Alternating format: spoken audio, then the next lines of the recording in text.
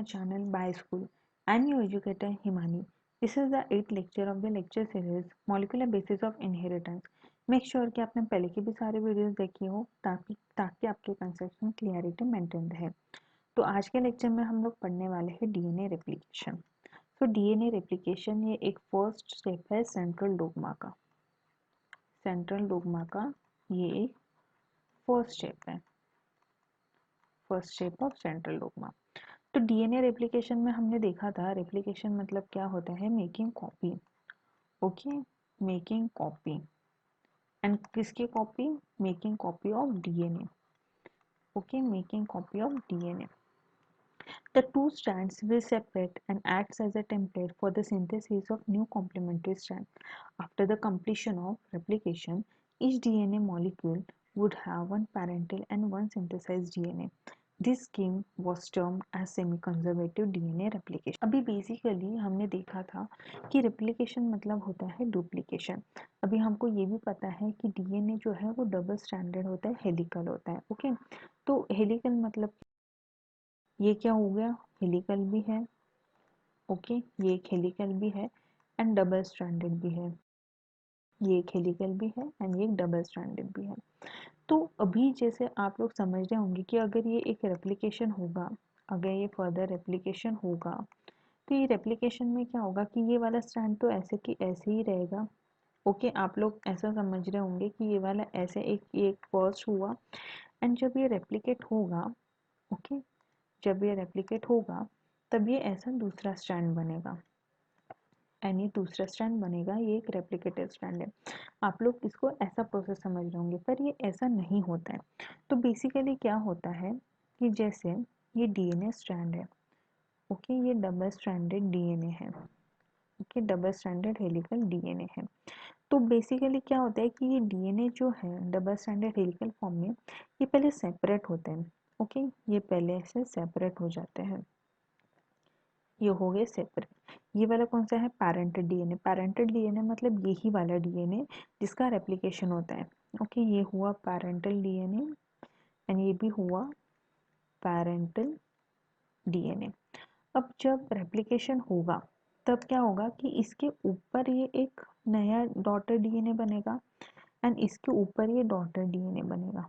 Okay, तो ये वाला क्या हुआ, ये वाला एक डॉटर डीएनए है एंड ये वाला भी एक डॉटर डीएनए है। ओके, तो बेसिकली क्या होगा कि इसमें दो डीएनए बने। ओके, दो डबल स्टैंडर्ड हेलिकल डीएनए बने। तो कैसे होगा कि ये वाला एक फर्स्ट हुआ और फर्स्ट डीएनए एंड ये सेकंड वाला डीएनए। जो ग्रीन वाला है, वो जो ग्रीन वाला है इसको हम लोग कहते हैं डॉटर डीएनए, क्योंकि ये नया नया बना है। तो वो जो ग्रीन वाला है दोनों के केस में ये जो डॉटर होगा एंड जो रेड वाला है वो पैरेंटल होगा। तो डीएनए रेप्लिकेशन बेसिकली ऐसा होता है कि जैसे यहाँ पे एक डबल स्टैंडर्ड डीएनए है। ओके, अब ये सेमी कंजर्वेटिव डीएनए रेप्लिकेशन हम लोग इसको क्यों कहते हैं? क्योंकि मेसेल्सन एंड स्टार में मेसेल्सन एंड स्टार इन्होंने ये प्रूव किया था कि जो डीएनए रेप्लिकेशन है वो सेमी कंजर्वेटिव मॉडल से रेप्लिकेट होता है, सेमी कंजर्वेटिव मॉडल से और रेप्लिकेट होता है। अभी इसको सेमी कंजर्वेटिव मॉडल क्यों कहते हैं हम लोग ये देखते हैं। सेमी मतलब क्या होता है? सेमी मतलब होता है हाफ। ओके, एंड कंजर्वेटिव मतलब क्या होता है? कंजर्वेटिव मतलब किसी चीज को कंजर्व करना, बहुत पहले से कंजर्व करना। अभी इस केस में हम लोग देखेंगे कि जो रेड वाला था ये पैरेंटल था। ओके, पैरेंटल था। जब ये रेप्लिकेशन हुआ, यहाँ पे देखिए, ये जब ये रेप्लिकेशन हुआ तब पैरेंटल, यहाँ पे दो पैरेंटल स्ट्रैंड है तो पैरेंटल स्ट्रैंड तो कंजर्व हो रहा है ना। ओके, फॉर एग्जांपल ये वाले एक डीएनए स्ट्रैंड को अगर हम लोग कंसिडर करें, डबल स्टैंडर्ड डीएनए स्ट्रैंड को अगर हम लोग कंसिडर करें, ये जो दो स्ट्रैंड है मतलब इसमें अगर हम लोग देखते हैं ये जो डबल स्टैंडर्ड डीएनए है, अगर हम इसको कंसिडर करें तो ये रेड वाला तो पैरेंटल है, रेड वाला पैरेंटल है, मतलब ये कंजर्व्ड है ऑलरेडी, कंजर्व्ड है ऑलरेडी। ओके, एंड ये दूसरे स्ट्रैंड का भी अगर हम लोग कंसिडर करेंगे तो इसमें भी एक पैरेंटल है। इसमें भी एक पेरेंटल है एंड ये वाले भी कंजर्व हुआ है, मतलब ये सेमी कंजर्व हुआ है। हाफ ऑफ द पेरेंट मतलब एक स्ट्रैंड में हाफ ऑफ द टेम्पलेट ये कंजर्व हुआ है। हाफ ऑफ द टेम्पलेट मतलब यहाँ पे एक टेम्पलेट कंजर्व हुआ है एंड यहाँ पे एक टेम्पलेट कंजर्व हुआ है, इसलिए हम लोग इसको कहते हैं सेमी कंजर्वेटिव। सेमी मतलब हाफ एंड कंजर्व मतलब वही जो पहले से कंजर्व कर गया है। तो इसलिए इसमें क्या होता है कि जो पेरेंटल एक पेरेंटल स्ट्रैंड कंजर्व हो रहा है एंड एक वाला जो ग्रीन वाला है वो न्यू डीएनए डॉटर डीएनए बन रहा है, इसलिए हम लोग इसको कहते हैं सेमी कंजर्वेटिव डीएनए मॉडल। अब ये सेमी कंजर्वेटिव डीएनए मॉडल ये मेसेल्सन एंड स्टार ने इन्होंने एक एक्सपेरिमेंट से प्रूव किया था। अभी इनका एक्सपेरिमेंट थोड़ा सा लंबा है, इसलिए मैं इनके एक्सपेरिमेंट पे मैं एक अलग सा वीडियो बनाऊंगी। तो नेक्स्ट हम लोग देखते हैं कि इन अभी इसका डीएनए रेप्लिकेशन में कुछ एंजाइम्स बहुत इंपॉर्टेंट होते हैं, तो अभी हम लोग बेसिकली इनके एंजाइम से पढ़ेंगे। In living cells such as E. coli, the process of replication requires a set of catalyst enzymes. Basically क्या होता है कि डीएनए रेप्लिकेशन जो होते हैं वो प्रोकैरियोट्स में भी होता है, ओके, वो प्रोकैरियोट्स में भी होता है एंड यूकैरियोट्स में भी होता है। एंड बेसिकली सेंट्रल डोग्मा का जो प्रोसेस है, तीन प्रोसेस है, ओके। रेप्लिकेशन, रेप्लिकेशन एक प्रोसेस है, ट्रांसक्रिप्शन एक प्रोसेस है एंड ट्रांसलेशन एक प्रोसेस है, राइट। तो पर रेप्लिकेशन के केस में प्रोकैरियोट्स एंड यूकैरियोट्स में दोनों में रेप्लिकेशन ऑलमोस्ट सिमिलर होता है, इसलिए हम दोनों इन दोनों का रेप्लिकेशन हम लोग सिमिलर बेसिस पे ही हम लोग पढ़ते हैं, क्योंकि रेप्लिकेशन दोनों का प्रोकैरियोट्स एंड यूकैरियोट्स में दोनों में सेम होता है replication process. Transcription and translation ये अलग होता है, तो इसलिए हमको ये प्रोकैरियोट्स एंड यूकैरियोट्स के केस में हमको इसको अलग अलग से पढ़ना होता है, पर रेप्लिकेशन हम लोग सेम ही पढ़ते हैं। तो अभी रेप्लिकेशन में कौन से प्रोसेस होते हैं। अभी सबसे पहले एंजाइम होता है डीएनए एंजाइम। डीएनए एंजाइम क्या होता है कि it will recognize the AT rich region in DNA, binds it and separate the two strand resulting into the formation of the replication bubble। Basically हम लोग एक स्टार्ट करते हैं डीएनए रेप्लिकेशन, जैसे ये हुआ है डीएनए, ये है डबल स्टैंडर्ड डीएनए। अब डीएनए के दो पोलैरिटी होते हैं, जैसे मैंने बताया था डीएनए वाले लेक्चर में हमने देखा था कि इसके दो पोलैरिटी होते हैं, एक 3' एंड होता है, एक 5' होता है, एंड इसके अपोजिट में होता है ये 5' एंड ये 3' इन होते हैं। तो बेसिकली क्या होता है कि रेप्लिकेशन अब कहाँ से स्टार्ट करेंगे। बेसिकली क्या होता है कि ई कोलाई में जो डीएनए है वो सर्कुलर होता है, ऐसे सर्कुलर डबल स्टैंडर्ड डीएनए होता है ई कोलाई के केस में। ये ई कोलाई का केस हो गया, ई कोलाई के केस में सर्कुलर होता है, पर वही यूकैरियोट्स में लीनियर ही रहता है, ओके। यूकैरियोट्स के केस में ये ऐसा लीनियर ही होता है। तो अभी अगर हम लोग ई कोलाई का केस कंसिडर करके चले, तो ई कोलाई में तो ये सर्कुलर वाला डीएनए होता है। तो बेसिकली रेप्लिकेशन कहाँ से एग्जैक्टली स्टार्ट होगा, एक पर्टिकुलर पॉइंट होगा, ऑब्वियसली एक पर्टिकुलर इनिशिएशन पॉइंट होगा ई कोलाई के डीएनए में जहाँ से रेप्लिकेशन स्टार्ट होगा। तो जैसे ई कोलाई का जो अगर इनिशिएशन पॉइंट फॉर एग्जांपल ये वाला है, ये वाला अगर इनिशिएशन पॉइंट है, तो ये वाले इनिशिएशन पॉइंट को हम लोग क्या कहते हैं, ओरिजिन ऑफ रेप्लिकेशन, एंड इसको शॉर्ट में हम लोग कहते हैं ओराइन, ओके। तो जैसे इस डायग्राम में हम लोग देखते हैं, ये वाला 5' एंड हो गया, ये वाला 3' एंड हो गया, ये वाला 5' एंड ये वाला 3'। तो अभी रेप्लिकेशन में जैसे मैंने बताया कि डीएनए में रेप्लिकेशन जो है पर्टिकुलर जगह से स्टार्ट होता है, एक पर्टिकुलर जगह से स्टार्ट होता है, तो वो जगह कौन सी होती है, वो होते हैं ओरिजिन। इस जगह को हम लोग कहते हैं ओरिजिन ऑफ रेप्लिकेशन है, शॉर्ट में हम लोग इसको ओराई भी लिखते हैं, ओके। इसको हम लोग शॉर्ट में ओराई भी लिखते हैं। अभी ओराई किस चीज़ का बना है, अभी डीएनए जो है वो तो बेसिकली न्यूक्लियोटाइड से बनता है, राइट, लाइक ATGC A, ऐसे न्यूक्लियोटाइड से बनता है। बट स्पेसिफिकली जो ओरा है, जो ओरिजिन ऑफ रेप्लिकेशन है, वो 80 रिच रीजन होता है। अब ये 80 रिच रीजन मतलब क्या होगा, 80 मतलब एडेनिन एंड ये थाइमिन, 80 होता है एंड ये रिच होता है, रिच मतलब बहुत अमाउंट में 80 रीजन होता है, ओके।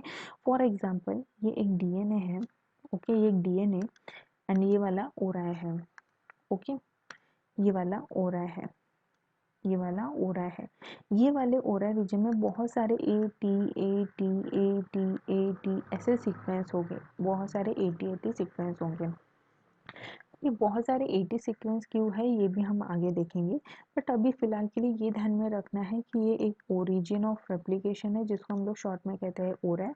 एंड ये ओरिजिन ऑफ रेप्लिकेशन में बहुत सारे 80 सीक्वेंस है, इसलिए हम लोग इसको कहते हैं 80 रिच रीजन। तो यही यहाँ पे लिखा है कि जो डीएनए एंजाइम है वो एक 80 रिच रीजन को रिकॉग्नाइज करता है इन DNA, binds it and separate the two strands resulting in the formation of the replication bubble। अभी जैसे हमने ये कहा था कि ओरिजिन वाले जगह से रेप्लिकेशन स्टार्ट होगा, बट अभी रेप्लिकेशन कैसे स्टार्ट होगा? जैसे सेमी कंजर्वेटिव मॉडल में हमने ये देखा था कि जो डबल स्ट्रैंडेड डीएनए होता है इसको तो हमको सेपरेट करना होता है, राइट? इसको हमको सेपरेट करना होता है, पर ये सेपरेट किस चीज़ से होगा? ये सेपरेट होगा डीएनए ए एंजाइम से। ओके, डीएनए ए एंजाइम ये एक ऐसा एंजाइम है जो 80 रिच रीजन को रिकॉग्नाइज करता है। ओके, फॉर एग्जांपल ये एक डीएनए ए एंजाइम है। ओके, ये एक डीएनए ए एंजाइम है। ये डीएनए एंजाइम ये एक ओरिजिन को 80 रीजन को रिकॉग्नाइज करता है। एंड ये डीएनए एंजाइम रिकॉग्नाइज करके क्या करता है कि ये जो डीएनए है, एक डबल स्टैंडर्ड डीएनए है, इसको सेपरेट करेगा, इसको ऐसे सेपरेट करेगा एंड ये रेप्लिकेशन बबल फॉर्म करेगा। डीएनए स्ट्रैंड्स है, ये DNA standard double standard DNA है, इसमें जब डीएनए ए आएगा, डीएनए ए एंजाइम आएगा, तब ये ऐसे ओपन हो जाएगा। ओके, ये ऐसे ओपन हो जाएगा, इसमें होंगे ए टी एंड इसके अपोजिट क्या होगा? T A. ओके, ये डीएनए क्या होगा कि 80 रीज को बाइंड करेगा, मतलब सबसे पहले रिकॉग्नाइज करेगा, 80 रीजन को बाइंड करेगा एंड ये इस रीजन को ऐसे खोल देगा, राइट? ये ऐसे ऐसे खुल जाएगा। तो ये जो खुला हुआ स्ट्रक्चर है इसको हम लोग कहते हैं रेप्लिकेशन बबल। यहाँ पे भी हम डायग्राम में देख सकते हैं कि ये वाला जो पोर्शन है, जो खुला वाला पोर्शन है, इसको हम लोग कहते हैं रेप्लिकेशन बबल। तो वही लिखा है कि डीएनए एंजाइम ये 80 रिच रीजन को रिकॉग्नाइज करता है, इसको बाइंड करता है एंड इसको सेपरेट करता है, resulting into the formation of replication bubble, bubble form करता है। नेक्स्ट एंजाइम है हेलिकेज। ओके, नेक्स्ट एंजाइम है हेलिकेज। अभी डीएनए ए का काम क्या हुआ कि ये बस इसको खोलता है। ओके, 80 रीजन को खोलता है, बट फर्दर आगे रेप्लिकेशन कैसे होगा? आगे रेप्लिकेशन होगा हेलिकेज की वजह से। अभी जैसे ये वाला रीजन जो है वो तो एक खुल गया है, बट यहाँ पे तो और कोई न्यूक्लियोटाइड्स होंगे, for example G, C, C, T, A ऐसे रीजन्स होंगे। ओके, ये वाले कैसे खुलेंगे? ये वाले खुलेंगे एक एंजाइम की वजह से जिसको कहते हैं हम लोग डीएनए हेलिकेज। यहाँ पे देखें, यहाँ पे लिखा है डीएनए हेलिकेज। तो डीएनए हेलिकेज क्या करता है कि बेसिकली जो दो डीएनए है, जैसे ये वाला स्ट्रक्चर हमने देखा, ओके, अगर यहाँ पे सपोज हेलिकेज है, यहाँ पे हेलिकेज है, तो ये वाला हेलिकेज इस डायरेक्शन में मूव करेगा, ये वाला हेलिकेज इस डायरेक्शन में मूव करेगा एंड ये फर्दर खोलता जाएगा ऐसे डीएनए को। ओके, ये फर्दर ऐसे डीएनए को खोलता जाएगा। ये वाला हेलिकेज इधर ही है एंड ये वाला हेलिकेज इधर ही है, ये इधर मूव कर रहा है एंड ये इधर मूव कर रहा है एंड ये फर्दर डीएनए को खोलते जाएगा। अब ये डीएनए को कैसे खुलेगा? क्योंकि न्यूक्लियोटाइड्स के बीच में तो ऐसे बॉन्ड्स हैं, ओके, हाइड्रोजन बॉन्ड है। तो बेसिकली क्या होता है कि जो हेलिकेज है वो हाइड्रोजन बॉन्ड को ब्रेक कर करके खोलता है। ओके, जैसे यहाँ पे सी है, ये सपोज यहाँ पे जी है, तो इसके अपोजिट सी आएगा। अब हमें पता है कि जीसी के बीच में तो 3 हाइड्रोजन बॉन्ड है, यहाँ पे 3 हाइड्रोजन बॉन्ड है, तो ये 3 हाइड्रोजन बॉन्ड को ब्रेक करेगा। सिमिलरली फॉर एग्जांपल यहाँ पे टी है, तो इसके अपोजिट ए आएगा। अब हमको ये पता है कि ए एंड टी के बीच में 2 हाइड्रोजन बॉन्ड है, तो ये 2 हाइड्रोजन बॉन्ड को ब्रेक कर करके आगे जाएगा। ये ब्रेक करने का जो काम है वो हेलिकेज का तो है, पर हेलिकेज को भी ये सब ब्रेक करने के लिए एनर्जी लगेगी एंड वो एनर्जी कहाँ से आएगी? वो एनर्जी आएगी एटीपी से। ओके, ये एटीपी क्या करेगा? हेलिकेज को बाइंड करेगा एंड ये हेलिकेज को एनर्जी देगा हाइड्रोजन बॉन्ड ब्रेक करने के लिए। तो वही यहाँ पे लिखा है कि helicase it will break the hydrogen bond between the nucleotides of the 2 DNA strand with the help of ATP. ATP के हेल्प से ये हाइड्रोजन बॉन्ड को ब्रेक करेगा। थर्ड वाला है हमारा एसएसबी प्रोटीन। अब एसएसबी प्रोटीन बेसिकली क्या होता है कि जैसे फॉर एग्जांपल ये डीएनए तो जो है वो तो हमारा खुल गया है। ओके, ये जो डीएनए है हमारा खुल गया है। अब डीएनए में हमको ये पता है कि कॉम्प्लीमेंटरिटी शो करता है, मतलब क्या होगा कि जैसे यहाँ पे ए टी ऐसे है, एंड इसके अपोजिट भी होगा टी ए ऐसा होगा। तो चांसेस ये होते हैं कि कॉम्प्लीमेंटरिटी है, मतलब ये आपस में फिर से पेयर कर सकते हैं। एक फॉर एग्जांपल जैसे खुला है, सपोज ये वाले रीजन जैसे एटी रीजन खुला है, तो ये फिर से बंद होके फिर से डीएनए स्ट्रैंड बन सकता है, क्योंकि ये एक दूसरे के कॉम्प्लीमेंटरी है। ओके, तो ये बंद ना हो, और अगर ये बंद हो जाएगा तो फिर रेप्लिकेशन पॉसिबल नहीं होगा, क्योंकि रेप्लिकेशन के लिए डीएनए का सेपरेट होना इम्पोर्टेंट है। ओके, डीएनए का सेपरेट होना इम्पोर्टेंट है, इसलिए ये डीएनए को एज इट इज खुला रखने के लिए एक प्रोटीन होता है जिसको हम लोग कहते हैं एसएसबी प्रोटीन। तो ये एसएसबी प्रोटीन क्या होता है, ये जो जो खुला हुआ डीएनए है, ओके, ये खुला हुआ डीएनए है, इसमें से बाइंड कर लेता है। ओके, ये हुआ एसएसबी प्रोटीन। तो ये जो खुला हुआ डीएनए है, इसमें ये एसएसबी प्रोटीन बाइंड करता है। अभी एसएसबी प्रोटीन बाइंड हुआ तो फिर इससे क्या होगा कि डीएनए जो है वो खुला का खुला ही रहेगा, सेपरेट रहेगा, ये फिर से कॉम्प्लीमेंटरिटी शो करके फिर से डबल स्टैंडर्ड नहीं बनेगा। ओके, अब ये जो खुला रहेगा तो रेप्लिकेशन इजीली हम लोग कैरी आउट कर सकते हैं। तो क्या लिखा है कि एसएसबी प्रोटीन, एसएसबी मतलब single stranded binding protein. Single stranded मतलब नाम में ही पता चलता है कि ये सिंगल स्ट्रैंड को बाइंड करता है। ओके, सिंगल स्ट्रैंड को बाइंड करता है, helps in avoiding the binding of the single stranded DNA as both strand show the complementarity. Fourth वाला प्राइमेज जो है वो क्या होता है कि हम लोग आगे देखेंगे। फिफ्थ वाला जो है वो है DNA dependent DNA polymerase, basically DNA polymerase 1। अब डीएनए जो पॉलीमरेज हम है, हमने इसके पहले के लेक्चर में देखा था कि DNA polymerization DNA polymerase carry out करता है।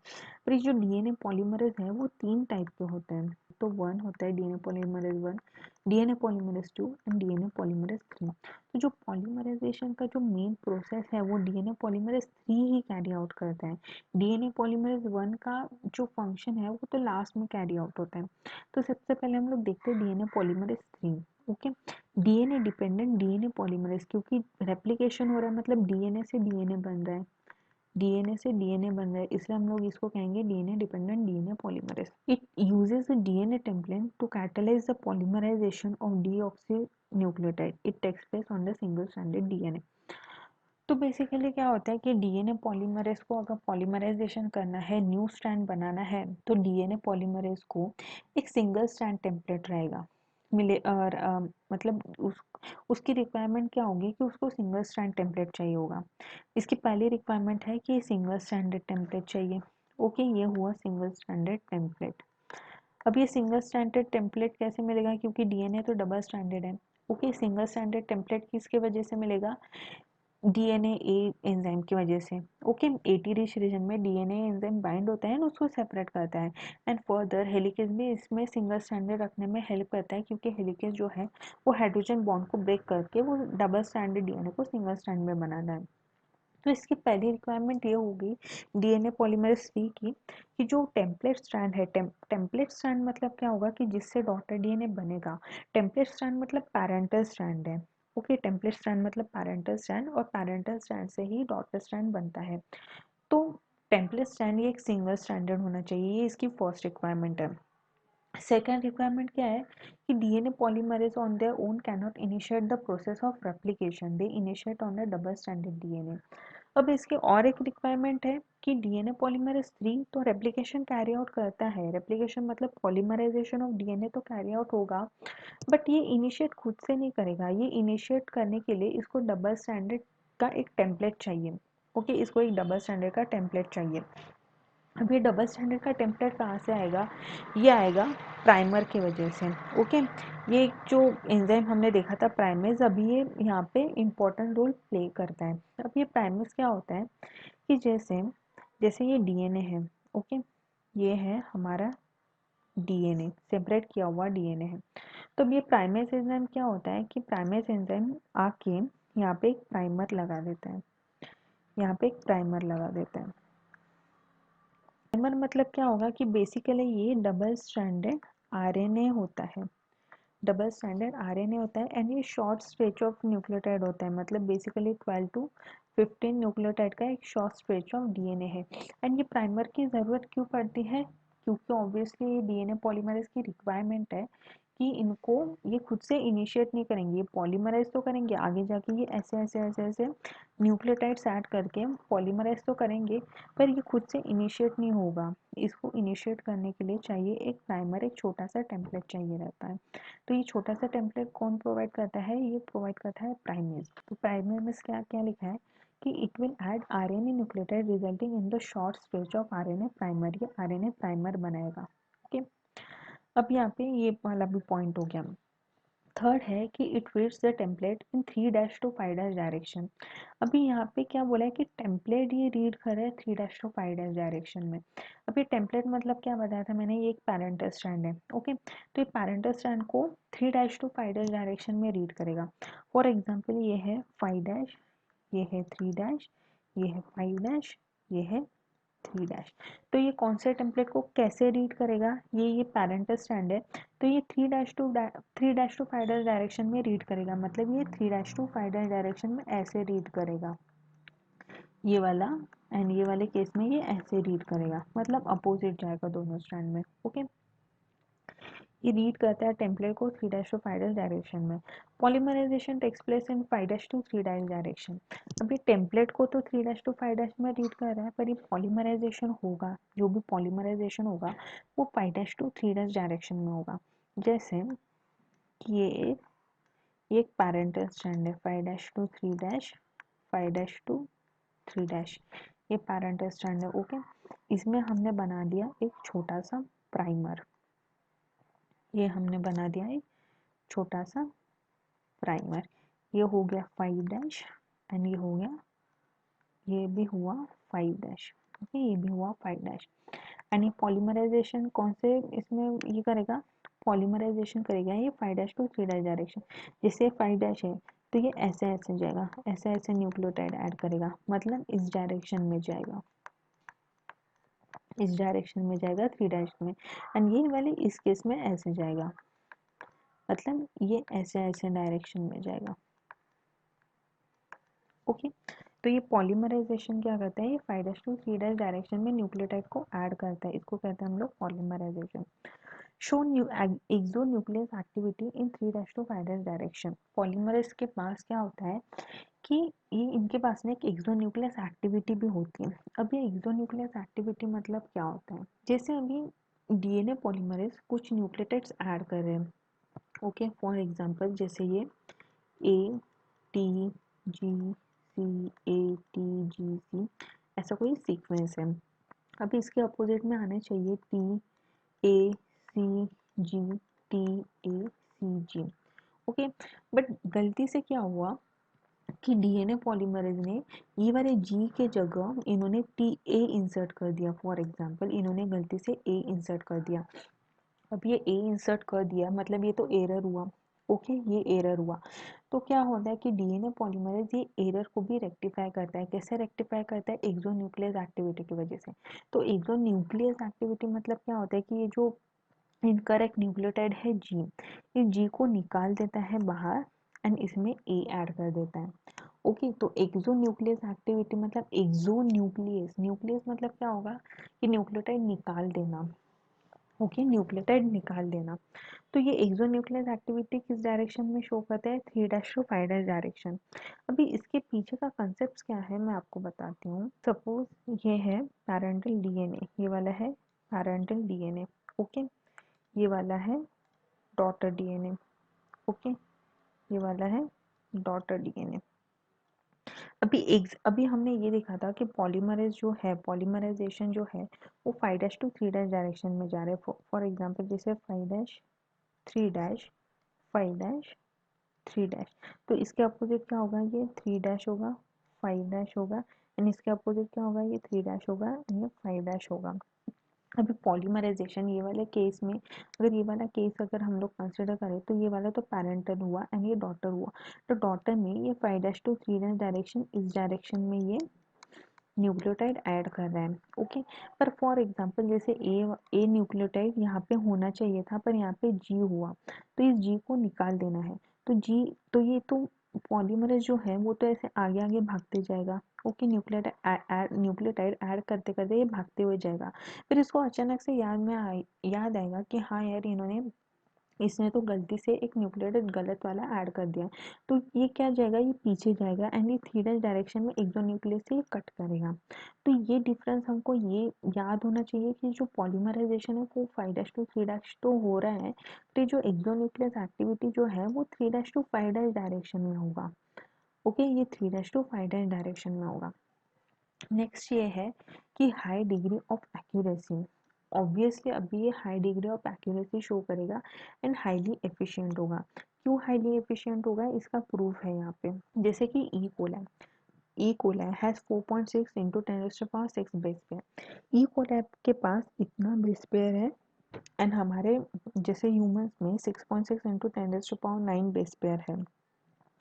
अभी इतने सारे बेस पेयर को, इतने पूरे डीएनए को इसको रेप्लिकेट करना है। ओके, तो DNA polymerase 3, okay, DNA polymerase 3, ये ई कोलाई का जो बेस पेयर है 4.6 इंटू 10⁻6 बेस पेयर का जो पूरा डीएनए जीनोम है वो 18 मिनट्स में रेप्लिकेट कर देता है। ओके, ये पूरे इसको 18 मिनट्स में रेप्लिकेट करता है।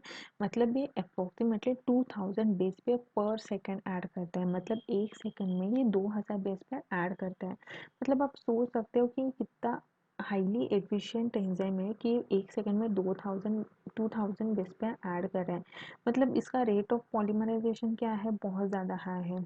ओके, रेट ऑफ पॉलीमराइजेशन बहुत ज़्यादा हाई है। तो अब ये इतने इतने स्पीड से ये ऐड कर रहे हैं, मतलब इसमें कुछ ना कुछ गलती होने के चांसेस भी है जिसको हम लोग एक्सोन्यूक्लियस से हम लोग कट कर सकते हैं। तो डीएनए पॉलीमरेज का वही है कि ये high high degree of accuracy भी शो करता है क्योंकि बहुत मिनिमम एरर अकर होता है एंड ये हाईली एफिशिएंट भी है।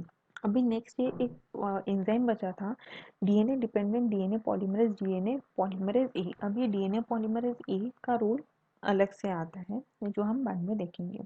फर्दर क्या होता है कि further more energetically replication is very expensive process. इसमें ये बहुत एक्सपेंसिव प्रोसेस है क्योंकि इसमें बहुत ज़्यादा एटीपी लगता है। जैसे हेलिकेस के टाइम पे भी हमने देखा था कि हेलिकेस को कैरी आउट करने के एटीपी की ज़रूरत होती है। ओके, एटीपी की ज़रूरत होती है एंड फर्दर रेप्लिकेशन में आगे भी एटीपी यूज़ होगा। तो आज की वीडियो में बस इतना ही। हम लोग इसका पार्ट बनाएंगे, नेक्स्ट पार्ट बनाएंगे जिसमें हम लोग डीएनए रेप्लिकेशन कंटिन्यू करेंगे। तो आई होप कि आप सबको ये वीडियो पसंद आया होगा। अगर आपको पसंद आया होगा तो please hit the like button and also hit the bell icon to get notified about the upcoming videos and channel को सब्सक्राइब करना ना भूलिए। Will meet you soon in the next video. Till then keep learning and keep growing. Thank you.